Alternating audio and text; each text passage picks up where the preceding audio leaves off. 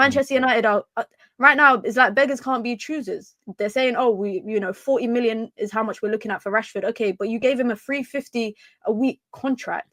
You're gonna have to take some of that cost. You're gonna have to if you really have to take the hit. Yeah, definitely. And if Man United don't want to do that, they can't just let him rot away for the rest of the season, because then you're depreciating his price even more. So for me, the best situation right now for Marcus Rashford is for him to go out on loan, like what Sancho did last season, with the full intent of getting him out in the summer window. I don't want to think where, oh, Marcus Rashford is back in training, here's pictures, transfer deadline day, he's gone. I don't want another, because that's just going to hinder Man United's striker options. And just on the Vlahovic thing, I do agree that United shouldn't like turn up their noses at anyone, because the bar is on the floor right now. But I think if United want a striker, they should only sign a striker that is 100% the option that they have. Like, they shouldn't be going for Vlahovic. Financially, Vlahovic's wages alone is the same amount as Joshua Zirkzee amortization plus his annual salary. So from a PSR perspective, they're not really benefiting from that swap. They're actually probably taking on more cost. And it puts us in a worse position. That's what I'm saying. We can't, if we panic now, listen, we're shit in it. We know we're shit. We know we're terrible. But the whole point of us having this reset and having faith in Amorim and, having the faith in Ineos, which we're waiting for that to be repaid, etc. But the whole point of this reset is to make good decisions, is to make us more financially stable, is to take us forward. If we end up panicking because early in the process we're 13th and in the wrong end of the table, and start trying to do things wrong at this stage in January, when it gets to summer, we're going to be in the same situation where we're still trying to get rid of the old guard, and then you've gone and got players on too big a contract or subsidizing too much, said in this window in the summer. So we just have to get that balance right. We have to understand what we are. We do need to be creative. I agree. We need players. And like I said, Rashford's not there, it's a man down, but we just got to be careful what we do, man. But then my argument on this though is, we're seeing yesterday what a lack of striker means to Man United. Like not having someone to put the ball in the back of the net, because even though we got a result against Liverpool, we can't trust those criminals. As Lisandro, Bruno, all these players said, where's this performance been?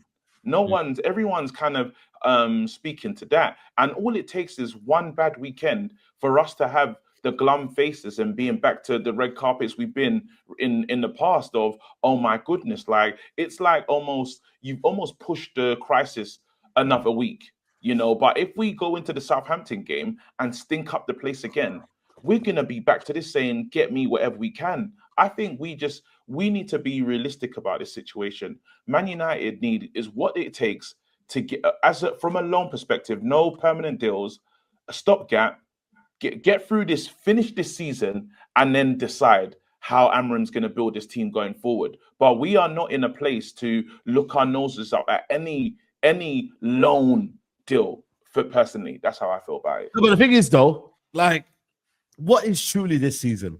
You know what I'm saying? Like, what do people want to get out of this season? We have to ask ourselves that question. Do we see this season as a write-off?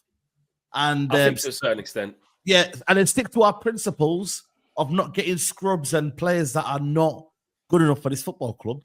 Or do we, I think in my view, and I don't know if people echo the same opinion, is that I think we should be going for a left back and a left 10 rather than a striker. Because I believe that will help us. And I feel like in general, what you said, KG, the goal shouldn't be relied upon the striker. We've got a left 10, we've got the attacking fullbacks, then our whole system is a bit more fluid. Hence, then we'll create more goals. Like, I don't know what Colin Muani would do if he comes to Man United. Like, is it a case of, all right, go on, Colin Muani, beat everyone and do what you got to do and score goals? I think it would be a left back, though. We'll have more balance on that left-hand side. We'll create more from that side. And then the left 10 role, which is so crucial, it'll give us that creativity, like creating chances. Like, don't get me wrong, yeah. We're creating chances, but we're not creating them in an abundance. Like, we need to be creating more chances. We need to be putting teams on the front foot even more. Like, we need to be like more.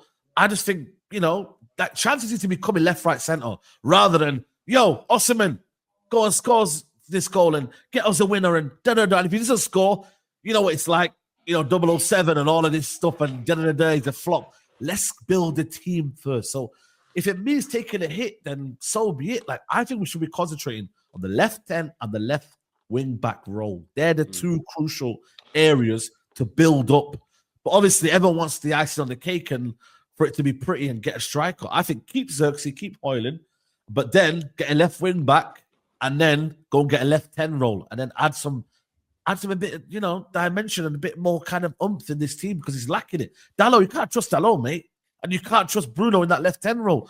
Yes, it can work for 1 or 2 games, but you see our left-hand side is so deficient. It is poor. We need to build on that left-hand side. The left-hand side is terrible. It's terrible. We need win backs, definitely. That's one of our priorities that we said. We do need the win backs. I'm going to get these super chats out and we'll carry on.